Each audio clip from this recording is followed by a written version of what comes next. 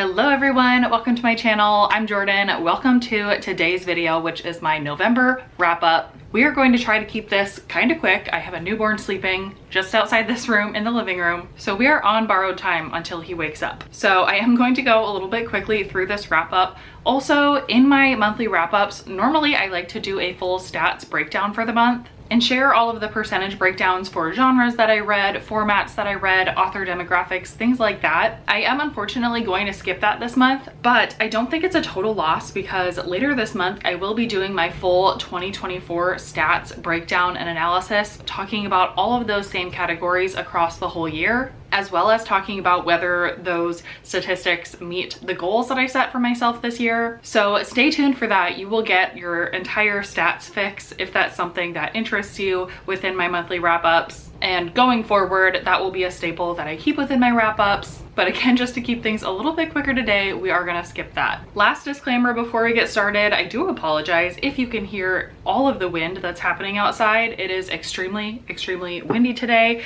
I actually just got an emergency alert on my phone for the weather because snow is blowing around like crazy and you are currently sitting right next to a window, so it might get a little bit loud sometimes. Hopefully you can bear with me and it just adds to the overall cozy ambiance because I'm at least happy that I am sitting here inside my nice warm house instead of out there in the cold snow. So, all right, let's get into the November wrap up. So I did read 9 books in November. All of them were 4 videos. So I either have already talked about them in reading vlogs or I will be talking about them in a focused vlog coming very soon. So again, I'll keep things a little bit short in terms of my actual reviews here, but I will share the books that I read, a little bit about what genres they are, my star ratings, and then I'll point you to the videos that they're featured in so that if you want more in-depth thoughts, you can go watch those videos and get all of the details even more in the moment of when I read these books. So the first reading vlog that I put out in November featured 4 books. 3 of them I have physically and 1 I listened to exclusively on audio. So let's start with that one. I read Dinner for Vampires by Bethany Joy Lenz. This is a memoir about this author's life. She is an actress and she starred in the show One Tree Hill, which is a show that I absolutely loved. I've watched it multiple times through. And this memoir is interesting because it talks about not only a little bit about her experience starring on that TV show, which is considered a cult classic, but also about her personal experience being inside of a real life religious cult at the same time she was filming that show. I was very pleasantly surprised by how much I enjoyed this book. I ended up giving it 4 stars and I would highly recommend it to anyone who is interested in Bethany Joy Lenz as a person, or if specifically that religious cult element calls to you, because that is what a large majority of the book focuses on. Then to get to the physical books that I read in that reading vlog, first we have Mad Woman by Chelsea Beaker. This is a mystery thriller that's really more of a contemporary drama type book. That's really not my favorite thing, so I ended up rating this book 2 stars.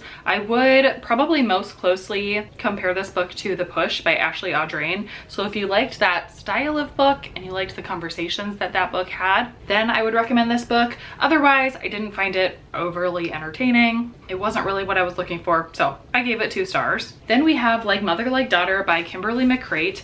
This book, to be completely honest, has pretty much completely left my memory, which unfortunately speaks for my thoughts on the book. I did give it 3 stars, so very middle of the road. This is a mystery thriller. I think it's about a mother that goes missing. The mother was a lawyer and the daughter is looking into where her mother might be, and something about her lawyer cases might reveal where she at and why she's missing. Again, this really has not stuck with me very well at all. I gave it 3 stars, pretty middle of the road as far as mystery thrillers go. And then last but not least, the last book that I read in that video is Transcendent Kingdom by Ya Gyasi. My book of the month vlog this month had, for some reason, kind of a family and motherhood theme to it. This one follows that trend. It is a hard-hitting contemporary type book about our main character whose family is from Ghana, but she grows up in the United States and ends up studying neuroscience at Stanford. And she kind of struggles with that juxtaposition of how she was raised in this traditional Ghanaian family, but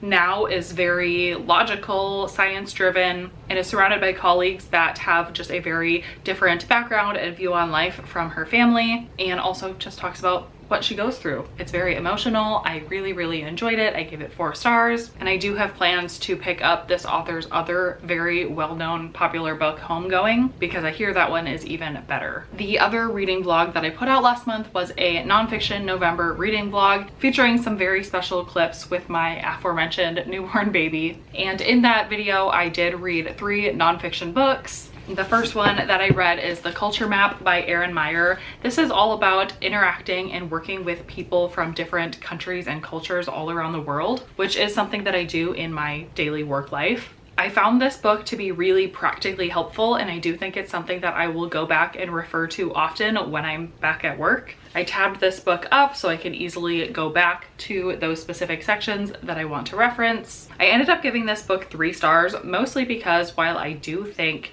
it's very useful if this is something that applies to you and your work life, otherwise I don't think this is a very widely recommendable book. And not that that lowers the quality of the information being shared. That is just something I do think is extra good in nonfiction books when they can be applied to your life no matter what and in all areas of your life. This unfortunately just doesn't do that. But all in all, I really enjoyed it. I would recommend it, and I gave it 3 stars. The next book that I read in that video is White Fragility: Why It's So Hard for White People to Talk About Racism by Robin DiAngelo. This is a book written by a white person for white people. And I found that perspective very interesting. And this is basically the opposite of the book that I just said, where I said that one was not very widely recommendable. This one absolutely is. And a lot of people have said this should be required reading for all white people. And I do agree with that. I would highly recommend this to white people to read, to get informed about white fragility and why we should not be so quick to center ourselves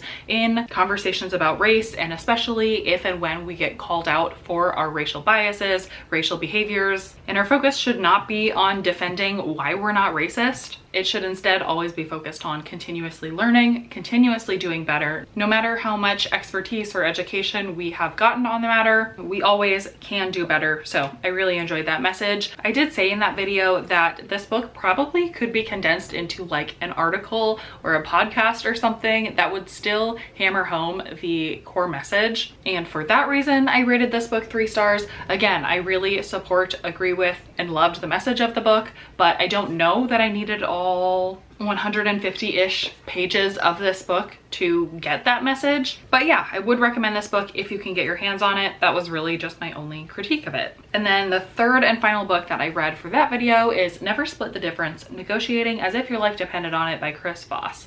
This is by a former FBI hostage negotiator talking through several different strategies and tactics for negotiation. And he makes a point in this book that it's not just for negotiating in work and informal negotiation settings, but these are strategies that can be applied in any part of life and by any person. So this again is very different from that first book and kind of the opposite in what I was saying about The Culture Map not being widely recommendable. This one again is, because it specifically is for everybody. It's talking about how you have negotiations with your spouse or partner every day. You have negotiations with your children every day. And no matter who you are and what you're doing, you can apply these strategies to your life. I really like that element of it, but my critique of this book is that some of the strategies themselves I wasn't fully bought in on. And part of it comes from the fact that he is a hostage negotiator, and in this book goes into specific situations he's been in while negotiating with hostage takers. And while that is very life or death, high stakes, high emotional like tension in those situations,